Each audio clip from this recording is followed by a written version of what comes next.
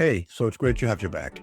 Today we're going to talk about another task here on Campfire Security, and we're going to tackle this live here in this video.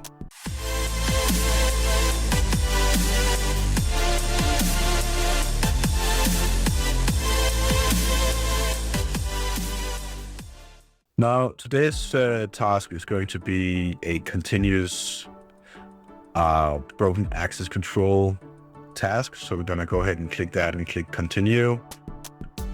And as you already know, we're going to go ahead and click on the create lab button and click browser lab.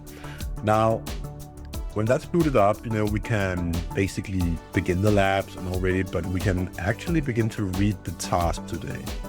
So the task here is to check out the exploiting JWT tokens or the JWT tokens, which is the JSON Web Tokens we can have on web pages. Okay, so the lab is open. Let's go ahead and open the lab right now and just let that, settle. Of course, click allow to get copy pasting.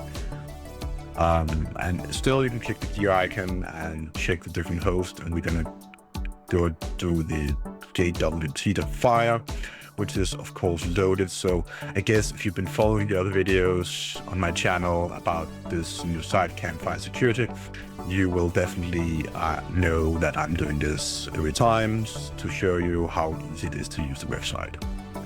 Okay, so I'm gonna read the text, zoom in a bit so you can follow if you wanna follow. So it says, understanding JSON Web Tokens. So a JSON Web Token consists of three parts: the header, the payload, and the signature, right? So the header typically describes the token type, the JWT, and the signing algorithm. Okay. The payload contains the claims, statements about the entity, usually the user, and additional metadata. The signature is used to verify that the sender of the JWT is who they say it is, and to ensure that the message wasn't changed along the way. So we have a clear description here of a JWT token from three different parts, and it's going to be separated by a dot or a period. We will see that later. So vulnerabilities are in JWT implementations. The improper implementation can lead to various security vulnerabilities, and those can be insecure key management using weak keys or exposing keys can allow attackers to forge tokens. Lack of signature verifications. Failing to verify the signature of a JWT can allow modified tokens to be accepted as legitimate. Algorithm confusion attacks. Misconfiguration handling different signing algorithm can allow attackers to bypass signature verifications. So that's the three mentioned improper implementations. And whenever we talk about implementation, we usually talk about the program. And the programmer is, of course, the lead person to implement the use of the JWT token probably in your application. So this is a thing that we're gonna talk about in this video. So for exploiting those vulnerabilities, there's many tools or techniques that attacker can use. And we're talking about John the Ripper. It's a tool for cracking passwords, for example. So we can brute force the secret keys, of course. I mean, that's a thing. HTTP request forgery tools like curl or burp suite. It can manipulate HTTP requests. And we can include changing the JWT tokens. Now, I'm gonna just briefly explain what this all means, because if you're new to this channel or you just haven't, understood the whole idea of a web proxy or intercepting tool before, such as burp suite, that's an actual tool that you put in between your browser and the server that you're communicating with. So the server you're communicating with would then be in this particular case, the JWT.fire server. And if you were on, let's say, some other website, that would be the server. The client, or the browser, as we talked about, that would be your computer. So if you are putting the proxy, the web proxy, the intercepting tool in between. It's on your computer, you install it. So whenever you send the request on your browser, this is your browser, it's going to be sent to the web proxy, which is my closed hand, still on your machine, and then it's going to be sent to the server, which is over here, right? So whenever you then receive something from the server and the web proxy then going to intercept that, you can see the whole request. You can intercept, the response, also the request that you made. So you can see those. It's probably as resourceful and as important to see both the request and the response. The response usually enables you to manipulate, for example, JavaScript that can do some things that can annoy you. If the website is highly JavaScript based, well, then you can alter the JavaScript sent from the server to you inside the intercepting tool before it's being inserted into the browser. That could, for example, be some validation that is required, because if the server haven't implemented the correct implementation of validating it server side, well, then you can bypass stuff. So I hope that kind of cleared up a thing or two about these intercepting tools. The online JWT tools like JWT.io allow for decoding and crafting these tokens. So we have a tool, we have the machine on this one right here. We have Burp, different tools we need. And we also have John the Ripper, as I probably think we have. So lastly, to avoid the type of JWT vulnerabilities, it is recommended to ensure proper implementation methods, such as using strong, securely managed keys, verifying JWT signature with a robust algorithm, and validating the algorithm used. Now, this is one of the issues we see, in the industry and of course in the educational sector, is that people are tasked to develop applications for the most exposed ports on the whole internet, which is port 80 and port 443. Now, on most occasions, port 443, but I just have to mention port 80. Okay, so that means HTTP and HTTPS, basically, right? And creating software, for those most exposed ports that is actually open to the whole internet require a certain amount of verification and validation of the programmer's skill in order to make this a good enough implementation. So what we see in the society these days is the population that wants fast results. They want to be, educated on a certification only. They don't want long educations, want fast results and stuff like that. And that is actually the dangerous road, because that's not going to, give you the necessary skills in order to, mitigate away from these things. Which is also why we see web applications and other applications with tons of flaws still. But, I'm a bit generalizing right now. I'm also trying to, put a point up, I'm not saying everyone is like that, but I'm just saying that there are too many people out there that still want to do stuff too fast, take a 1 month course, go out and develop stuff. That's not a good idea. I would never hire such a person.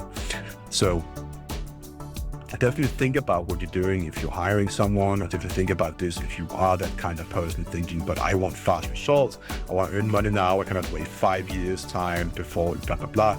Well, the reality is you probably need to do it. So let's go ahead and copy paste the URL, and there's a small text, visit what's the cookie after you've logged in. Have you heard of brute forcing a JSON Web Token? So we would definitely need to start some brute forcing, and we already got some hints here, and that's going to be using, for example, John the Ripper, a tool for cracking passwords. Anyways, let's just go to the browser, open the web browser, paste in the URL and say welcome to my website. You just need to log in to access the main page. You can use any name. And the challenge said again, what is the cookie after you've logged in? So we need to log in. I'm going to run my name, it's Daniel. I'm going to press enter. And it does say here you can use your nickname as log in, because that's quick and easy to remember. If you don't ever use a short and cool one like JWT. So that's actually the hint right there, you could say. And that's one of the things that, we're gonna remember. So go ahead and press, and now we have logged in. I'm gonna right click and do inspect here and pull the inspect panel up. Zoom in a bit by holding down Control, using the mouse wheel. And we're going to storage, and we have the JWT token right here. I'm going to go ahead and copy paste that. I'm going to go ahead in the browser, go to jwt.io as tasks.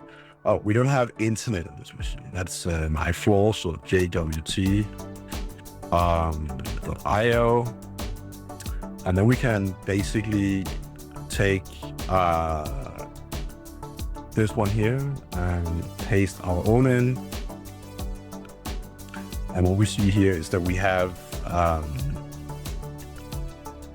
these three areas. It's the header, the decoded header, payload, and we have signature verification, which doesn't, verify. And we have this one separated by a small dot, and this is the JWT token that we have. In most occasions, we can, alter these things right here. We can definitely go ahead and alter the different kind of usernames and stuff like that. And we can go back and forth. Now, this website, I'm not really sure if it can do anything in particular. We see we can make it big and stuff. Anyways, we can create our own, and just, this is, by the way, encoded. So also gonna explain like encoding versus encryption versus hashing right now in this video, because I feel we need to lay down some good fundamental principles before I just jump on and, crack the password, because this is a task. It's probably pretty easy, and I don't really want to, just rush it. I rather want to, make sure that you learn something from the video. So talking about encoding, that is, usually something you do whenever you want to, if you have a lot of characters that, consist of illegal characters, for example, you can translate those to a legal character set, which is commonly called encoding. Also mainly used to just, make sure that, funky characters and stuff like that can be read and interpreted by different kind of editors without, posting it directly to the editor, but as an encoded part like this here. So it's for example, you probably heard of base 64 encoding. That is very normal encoding type to use. It has nothing to do with encryption. It is a clear text, transformation of text to another kind of, more restrictive table of text. So it's kind of just replaces some letters and stuff in a way. So don't really, confuse decoding and encoding as encryption. It has nothing to do with that. Encryption require you to have a decryptor, so you should be able to decrypt the encrypted part. So usually you say like, I have this very unique long key I use as encryption key, and then I need that key to decrypt the same encrypted, cipher text. There are different kind of encryptions, and I haven't really talked about that, but of course there are different kind of algorithms and methods that use the same principle I just explained, but in various different ways to make the type of encryption more safe. It's also kind of heavy on CPU power and stuff like that, because it requires a lot of, run through in order to decrypt the text. Depending on the algorithm chosen, it can be more or less heavy compared to that. Okay, so we are having the last one here called hashing, also something usually you can refer to as a checksum. that basically is all about a one-way encryption, you call it. So you do something to it, and there are of course a lot of rules to hashing, that you should hash the same kind of text, should always result in the same kind of, hashed string. So whenever you, for example, store a password in a database, you hash that password, you save the password in a hashed state. And then whenever you log in, you hash the clear text password the user sent, and you get a hash string which you compare up against the one you have saved in your database. Well, that's the way you do it. So brute forcing hashed passwords involve hashing all the clear text, text into hashed strings and comparing up against the one you have. And having that said, it will then, in fact, if you compare and have an equal one. So that's the difference between decoding, encoding, hashing, and encryption. So beginning to crack the password, it should be straightforward.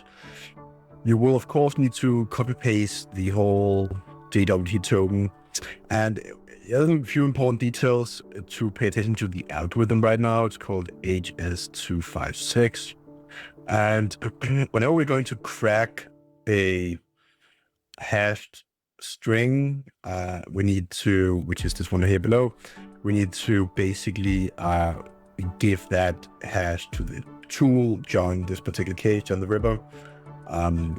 You can, in most occasions, run John without giving it the algorithm trying to crack from. And that's mainly okay for weaker algorithms like MD5 and those around that. But for this, I usually would like to add it. So let's just do that. Go back to the virtual machine right here. We haven't really continued much, but need to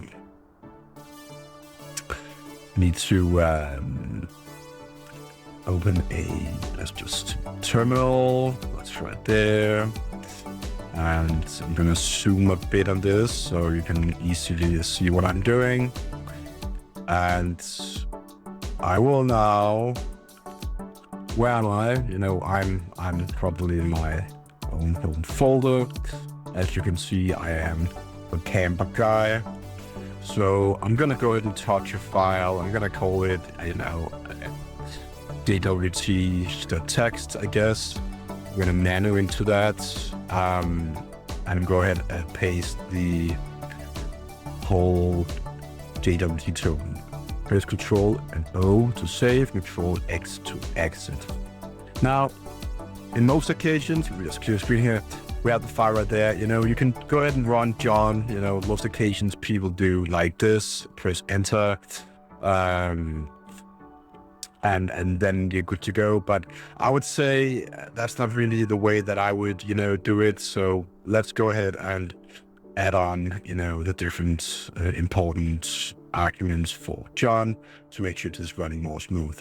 Now we need to verify where the word list is. So let's go ahead and say word list. If it's the same folder as Linux kernel usually is, we're gonna go ahead and pick it is. The word list called rockview, which consists of a lot of millions of used, old, breached, and most used passwords from various databases. It usually works for most applications. Also go ahead and put in the format. I think it's 2 dashes and write H Mac SHA 256. I think that's the correct format. Let's see if I got the format correct and press enter. And we definitely had a really fast crack. So we can use the -- show option to display the cracked password. So let's delete all of this and then -- show, and we get the password challenge. That's also mentioned right there. as the overall hash we need to crack. So I'm going to go ahead and open up a editor under applications and text editor. And I'm going to go ahead and show you if this works for me. It does, just a bit slow.